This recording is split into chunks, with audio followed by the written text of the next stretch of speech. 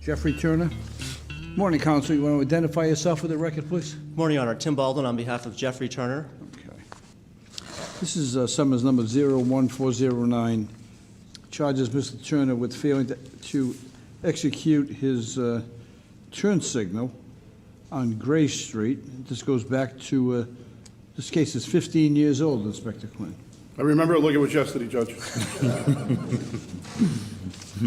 We have another matter that is 17 years old. Charges Mr. Turner again with failing to execute his turn signal and overtaking on the left. And significantly, there was not an accident involved in that incident. Additionally, we have a similar charge of overtaking on the left and no turn signal. He specializes, Inspector Quinn, in turn signals and overtaking on the left. Counsel, I'm at the edge of my seat, waiting for your explanation. What do you want to tell me about this? Thank you, Your Honor. This case was referred to me as part of the Roger Williams Law School Pro Bono Collaborative, so I'm appearing here pro bono this morning. Mr. Turner was starting at the age of 18 until recently has been in and out of the state prison system. He most recently was released in May of last year. He completed a treatment program at the Amos House for 90 days. And since then, he's been working very hard at a company called Rhode Island Metals full-time.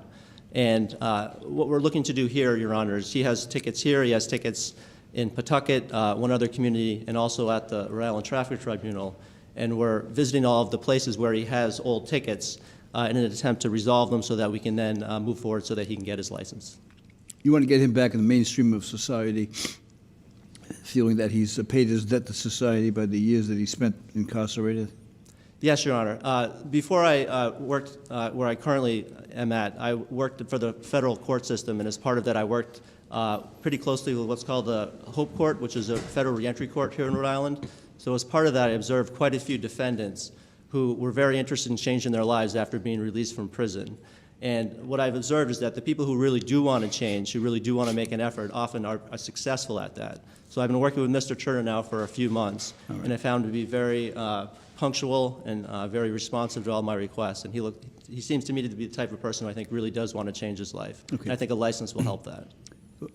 Would you allow your client to speak? Yes. Okay. Good morning, sir. Good morning, Your Honor. I've had a chance to look at your record. You have about 15 violations here. Tell me about it. And I think, as I mentioned earlier, I think you specialize in not putting a turn signal on and overtaking on the left and other violations. That was before I knew how to drive. Now, like, I got it, I think. Yeah. Tell me about what you want to do in life. Right now, I'm just trying... If you don't have to answer this, but you spent some time in prison. Yes, Your Honor. How many years?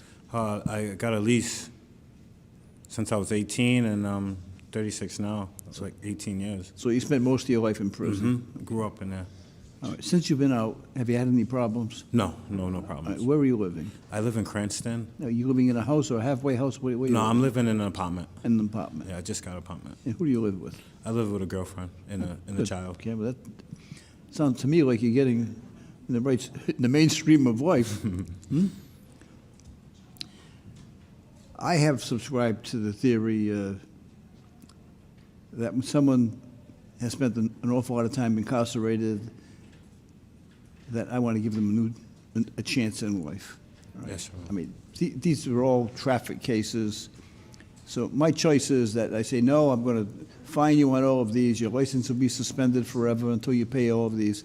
It serves no useful purpose for me to do that. Yes, sir.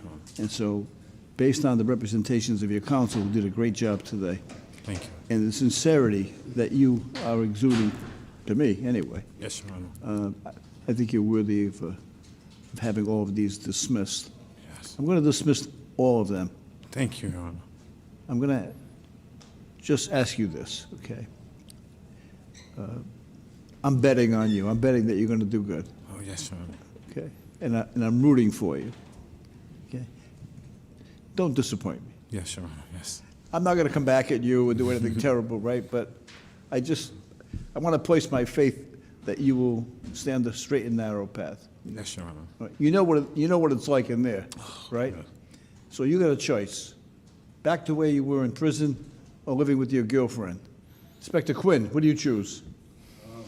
I haven't seen his girlfriend, but I would choose living with his girlfriend.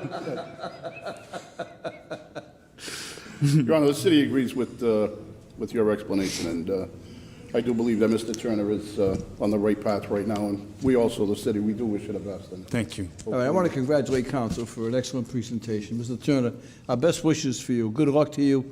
These matters are dismissed. As far as the registry is concerned, you will be cleared through this court. Okay, thank you, Your Honor. Okay. Thank you. Good luck. First of all, I would like to congratulate Mr. Williams for taking the positive steps necessary to get his life back on track.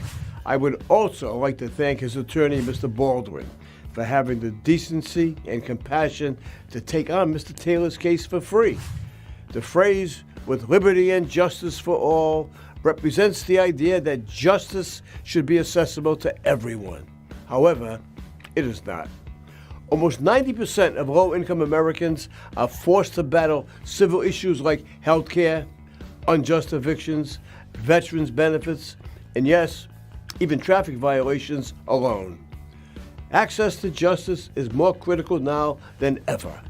That's why lawyers like Mr. Baldwin, who volunteer their time and expertise to help low-income Americans, are heroes to me. Thank you again, Counselor. Your efforts are appreciated and also very much needed.